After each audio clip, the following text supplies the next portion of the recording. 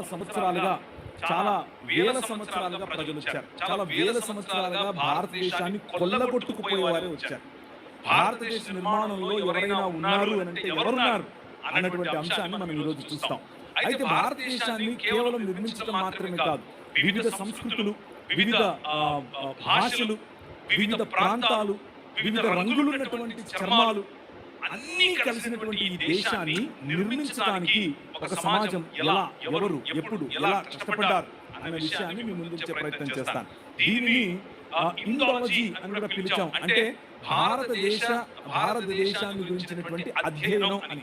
Theology అని అంటే దేవుని గురించిన అధ్యయనం, అలాగే బయాలజీ అంటే జీవమును గురించిన అధ్యయనం, అలాగే ఇండాలజీ అంటే ఇండియాను గురించిన అధ్యయనం. అంతే, సింపుల్, రైట్? సో ఇండియాను గురించినటువంటి అధ్యయనంలో ముందు మనకు ఒక పర్స్పెక్టివ్ కావాలి.